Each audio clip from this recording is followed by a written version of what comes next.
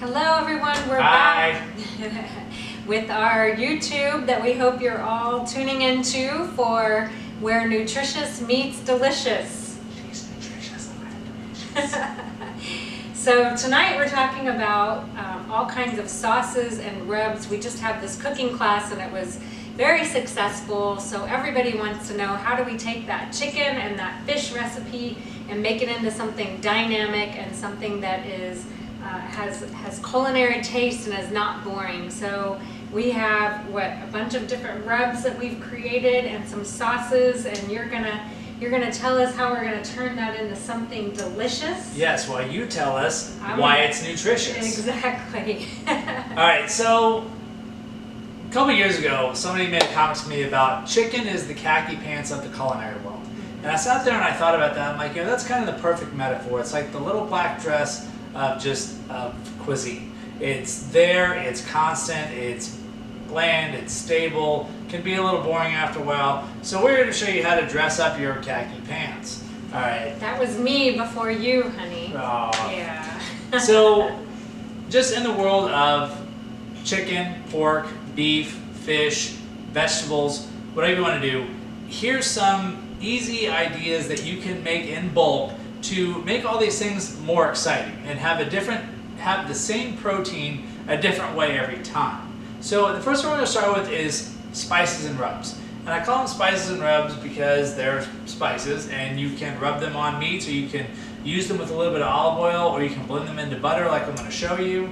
So the three that we have a Southwest spice, we have a Cajun spice, and we have a Middle Eastern spice. Now, if you look at them, they all look the same. And honestly, the bases for these are very similar because the nutrition qualities for a lot of the bases are very similar. Paprika, salt, black pepper, garlic powder. Those are a lot of your bases, maybe some onion powder. And then we vary as we change our flavor profile. So you want to maybe give a quick bit on pepper and Himalayan pink salt, paprika. So the base that you're talking about in all of them is actually lots of great health benefits. For instance, black pepper. We think of using black pepper all the time, but the peppercorn outer layer of the black pepper actually is an essential oil, and it helps with our metabolism. It helps with burning fat. Because it gives our body heat, and so it also helps us detoxify. So when you raise the heat of the body, your body detoxifies. Ginger, you mentioned, are in all three profiles. Ginger is great for nausea. It's also good for digestion. It helps us digest our food. So ginger is in all of them. And then what was the next one? Cayenne. Oh yes, cayenne pepper. So that is you have to help me say it. Capsaicin. Capsaicin. I have trouble with that word. Capsaicin is very important it helps with wound healing. A lot of times if you go to the pharmacy and you have a burn, you can get the capsaicin cream and put it on, and it helps with wound healing and immune system. So those are some great things to start with, and all of your rubs that give you the basis of a good nutrient profile. Also, one other thing that we talked about that we covered in an earlier episode, but the difference between kosher salt, sea salt, and Himalayan pink salt. Most culinarians prefer sea salt. It's a natural salt that they skim off the top of salt water, but Kay and I prefer Himalayan pink salt. And why? Well, Himalayan pink salt has a lot of minerals. It's really good for keeping your electrolytes balanced, to keep your magnesium up. It helps with leg cramps. It helps you go to sleep at night. And a lot of us are deficient in those key minerals. So if you just take a pinch of Himalayan pink salt and put it in your water, you can keep your body hydrated. I always tell athletes that instead of going and getting the Gatorade, which is full of sugar, to put a pinch of Himalayan pink salt in their water while they're traveling. All right. So for these three that we have, those are the bases. As we start with the Southwest rub, Southwest parts of America where chili peppers are very abundant.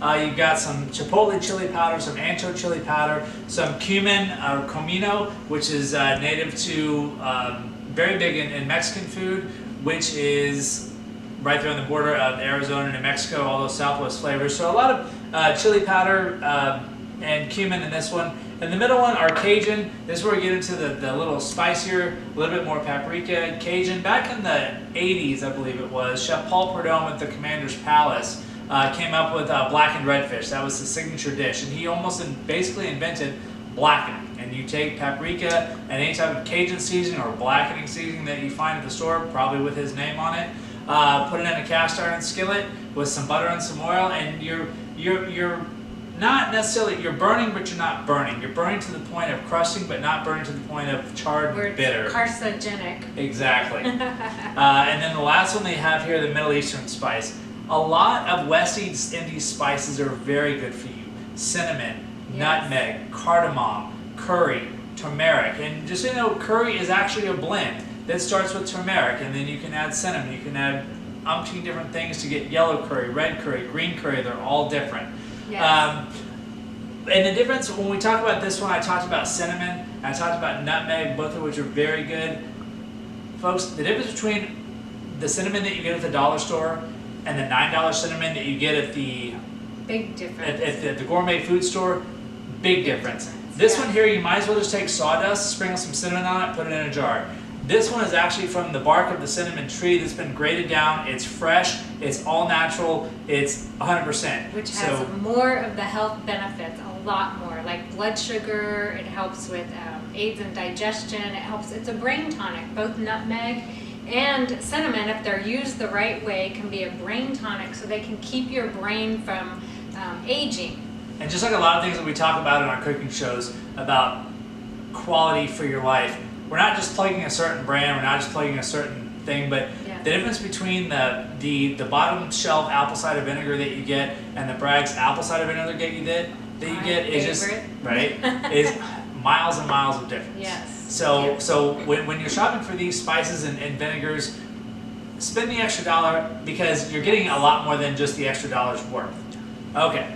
So what we've done with these spices is we have just a chicken leg and thigh here that we've rubbed with the Middle Eastern spice, rubbed it, a little bit of olive oil, roasted. I'm a big fan of roasting at high heat first, that way you get crispy skin, and then you can turn the oven down just to finish cooking the chicken until it's done. But if you're cooking at a medium temperature, then you're really more drying out the chicken, I feel, until you get to your specific doneness. So that's what we've done here. For the Cajun spice, we've rubbed some pork tenderloin. We bought the really thin. If you're in a pinch and dinner's in 5 minutes and you got to get the kids fed and off to whatever practice or rehearsal, you can find a lot of stores. Chicken and pork both cut from Milanese, even beef. It's cut about that thin, dusted on both sides, sear on a really hot pan, and you're done. You don't have to wait for it to cook all the way through because it's about a 1/4 inch thick. So you're pretty much done after that. So we've just rubbed it with the Cajun rub, and I like the way you put the dry herbs on top too. Is that tarragon? This is thyme. Oh, thyme. Okay, so again, we're using another spice that has lots of nutrient benefits, high in the minerals and vitamins, good for you. So you're using all of these things to just take this regular piece of meat, and you're making it full of all this healthy stuff that we can actually get to feed ourselves. And it's exciting. Tell the family that, hey, we're going to New Orleans tonight, as opposed to, hey, here's some salt and pepper on your meat. Exactly. So finally, this last one here, we're going to our regular basic marinade.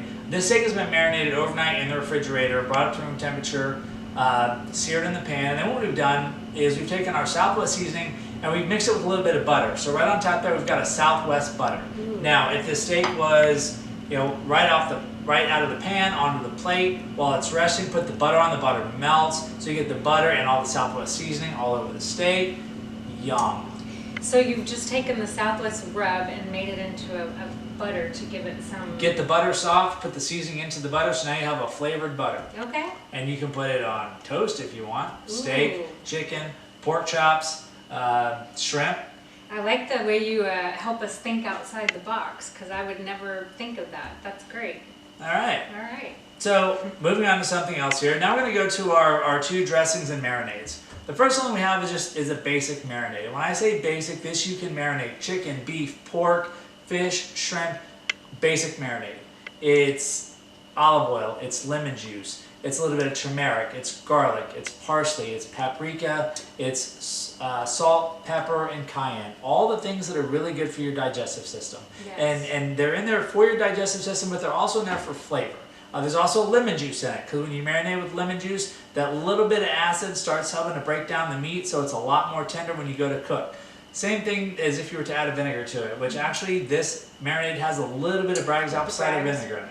Yeah, so, well, a couple things you said. First of all, the lemon is a detoxifier. I love using lemon, and olive oil actually is an oleic oil. It's an essential fatty acid we don't make on our own, and it's very, very important for our brain health. And what I'm finding in a lot of lab testing that I'm doing, where we look at the micronutrients inside the cell, we're seeing a lot of oleic acid deficiencies. So just adding olive oil is such a great idea. And then you know how I love Bragg's. Everybody loves Bragg's. Yes, but you have to make sure that it's the organic, raw, unfiltered. So the one that has the mom on it, and it's called Bragg's apple cider vinegar.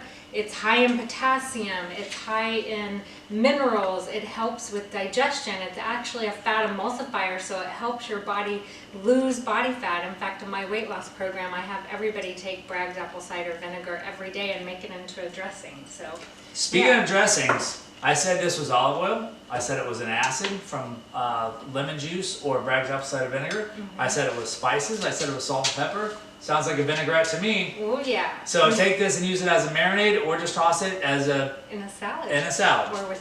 And we're back, and so we've been talking about the Bragg's apple cider vinegar and how you made that into, it could be a sauce or even a salad dressing. Or a marinade, yes. Or a body rub, or... Bragg's apple cider is a cure-all. We talked about that before, so make sure you have plenty on hand, because a lot of times you go to the grocery store, they're pretty much sold out. So get your hands on the big bottles if you can. Order I'm them direct. not big on cure-alls, but if I had to have something that you could buy that was not expensive, that you could get your hands on, Bragg's apple cider vinegar. It's really good for acid reflux as well. So, yeah. All right. So the next dressing and marinade that we're going to go to is something that I find a lot of home cooks struggle with, and that's Asian food, or Pan-Asian food, or Pacific Rim, or whatever is hot right now. It used to be Chinese, and then Japanese, and then Thai, and then Korean, and now Filipino street food is the big thing. But they all have a lot of things in common. Right. Ginger, soy, rice vinegar, some type of heat, salt, white pepper, and then they all have their different plays on some ingredients that are indigenous to their culture. But so we're going to do just a plain, simple, old school Asian marinade / dressing. So ours is just sesame oil, rice vinegar, and we use, instead of soy sauce, we actually use Bragg's liquid aminos. Yes. Okay, tell me about Bragg's liquid aminos. Well, you can get the liquid aminos in coconut, or they do have soy, but it's a fermented soy. It's a non-GMO soy. And for those of you out there that have gluten sensitivities, gluten is in soy sauce. So when you use the liquid aminos, not only are you getting a good dose of amino acids, which is your proteins, which are very important for your cellular health, it's also good for providing the taste of soy sauce without that gluten component. So it can really give you that Asian style that we're looking for. And then the last ingredient is fresh ginger. And this is what ginger looks like at the grocery store. If you ever see it, it looks kind of funky. But that's what it looks like on the inside. And ginger is super huge for your digestive system. Kay, take it away. Well, nausea, we talked about it earlier, nausea, digestion. But I always laugh when I go to the store with Andrew, because he always takes the ginger and picks the little pieces off, and I didn't know you could do that. So you don't have to get this big, huge piece of ginger. If you just need a little bit, you can actually take a little bit, right? Yeah, I'm sure the produce manager frowns upon it, but he'll get it. So anyway, so what we've done with this Asian marinade, like I said, is it's a simple sesame soy or sesame Bragg's amino with some scallions and some rice vinegar, some fresh ginger, and we marinated, marinated our salmon fillet in it, and then the salmon fillet just went straight into a hot pan and into the oven. So that way you get your skin crispy on the bottom, get your fish cooked, and folks, I'll tell you, when it comes to fish and any of these things, undercooked is better than overcooked. There's nothing worse than a dry protein. And you can always cook it more, but you can't cook it less. Remember that? Yes. So anyway, so what we've done here is just, we've marinated the salmon overnight, put it right in the oven, and this Bragg's amino and soy and sesame, it starts to caramelize around the fish as it cooks at a really high heat. So you're almost getting like this savory, salty, sweet crust around your fish. And if you want, when you're done, you can just kind of do a little more over the top. And you know, first of all, salmon, we need to make sure that we're getting wild caught salmon at the grocery store. That's very important, because a lot of the salmon out there is going to have a lot of toxicity. It's going to have you know, mercury and all kinds of things that aren't good for us. The wild caught salmon is going to be high in those essential fatty acids we don't make on our own. And yes, I love, because I could eat salmon every day, but it gets quite boring. Salmon, salmon, and salmon. So this Asian sauce gives it a really nice flavor. Also on your salmon, Kate talked about What did I talk about? yeah, what you just talked about. My essential fatty acids? Yes, but the salmon that you get at the store is just like the cinnamon. Okay? Okay, yes. You want Alaskan salmon. You want cold water salmon, because the colder the water, the fatter the fish, Right. and the fat is where all the omega-3s are. Yeah. Now, also, if you get to the store and you see this steelhead trout, and it looks just like salmon, Yes. well, there's a reason for that, folks. Salmon is a member of the trout family. You taught me that. Yes. Steelhead trout, Alaskan salmon, just make sure it's a cold water pink fish. Yes. Plenty of fats, and you're good to go. It's almost like getting a well-marbled steak. Right. It's fish. Exactly. All right. Yeah. All right, and so finally on to our last trio down here is we're going to go into sauces, My favorite. which could also be rubs, which could also be marinades. And again, like the spices, the bases are mostly the same. There's garlic, there's some heat, there's olive oil, there's a lot of fresh herbs, tarragon, sage, basil, parsley. What else we have going on over here? Chives, thyme. A lot of those are in a lot of these, but there's just different variations. But either way, you're getting fresh herbs, olive oil, and just really good flavors. So I always say, let food be thy medicine and medicine be thy food. And so rather than taking a ton of supplements and making sure that we do get a variety in our diet, but using these sauces and rubs where we're getting these natural, you know, garlic is it's an antimicrobial, antiviral. It fights off disease, it fights off plaque, it helps with heart disease. So just by using these spices and rubs, we can be naturally feeding ourselves without having to take a handful of supplements all the time. Right, all right, so let's go through them kind of real quick. So the first one is a pesto. The traditional pesto in Italy is basil, parsley, garlic, Parmesan cheese, pine nuts, and olive oil. Now, that's kind of your basic. Now, when you go to the store and you go to look for pine nuts and they're $25 a pound, you're like, oh my God. Well, folks, it's almost like a matrix for pesto. You can have basil and parsley and pine nuts and Parmesan. You can have cilantro and parsley and walnuts and pistachios. You can have mint and parsley and walnuts and I never thought about that. and you know Asiago cheese, a hard cheese, a nut, Okay. an herb, parsley, and an oil. It could be olive oil, it could be avocado oil, it could be walnut oil, it could be hazelnut oil. Which switches it up so it's not the same all the time. Exactly. Yes. So our next one is going to be a salsa verde. Now salsa verde obviously just Love that. translates to green sauce. Now this green sauce is about 7 or 8 different herbs. This is kind of where you take all those semi-dead herbs in your refrigerator, just throw them all in a blender. Parsley, thyme, that you bought that whole pack of tarragon for one recipe and you've got like all that left, don't know what to do with it. So that's in here. Sage is in here, thyme is in here, cilantro is in here. But for most salsa verdes, what we have in here also is we have capers and we have anchovies. Canned anchovies, fresh anchovies, anchovies like salmon like we were talking about, cold water fish, Smaller fish, so you're not going to get full the of great mercury. fats. Yes. Exactly. Full of great fats and capers. Gives you that little bit of earthy, salty, and a lot of them, well, I don't really like capers. And well, capers are a pickled hyacinth bud. So if people ever tell you eat your flowers, this is eating your flowers. So. Okay. I love salsa verde on steak, like a skirt steak. My favorite. Yes. Yes. I'm with you. But like I said, it's a very loose term. A lot of greens, a little bit of capers, a little bit of anchovies, some olive oil, garlic, good to go. Now the last one we have is chimichurri. Chimichurri has been referred to as the ketchup of South America. Yes. When you order French fries or whatever at a restaurant, this is what you get. This comes in a bowl, pretty much standard at every table. All right, and this is herbs, chili flakes, olive oil, some type of heat. This one's got red chili flakes in it. Sometimes it's got an acid, whether it's red wine vinegar, lemon juice, lime juice. But so the basis for all these are the same, but the benefits on this one, you get the heat and you get the acid and you get the garlic, whereas the other one you get the herbs and you get the anchovies and the capers, and the other ones you get the hard cheese, whether it's Parmesan or an Asiago, and you get your healthy nuts. You can do an almond Parmesan, walnut Parmesan. Right. So kind of depending on the flavor profiles, they all have their advantages. The heat is going to, again, help with digestion. It's going to break those fat cells down. It's going to create heat in the body.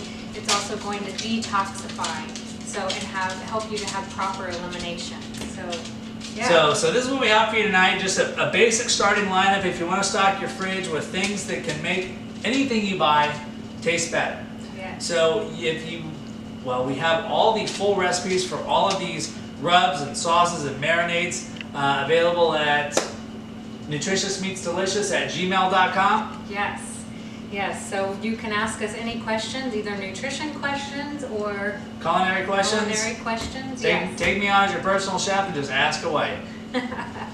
So, all right. This is fun. Do I get to eat this now? Yes. Am I on a date with my husband? Yeah, right? Yeah. We'll chat on this when we get done. And catch us next week as we save the world one bite at a time. And don't forget to subscribe. Sorry, like and share us Facebook.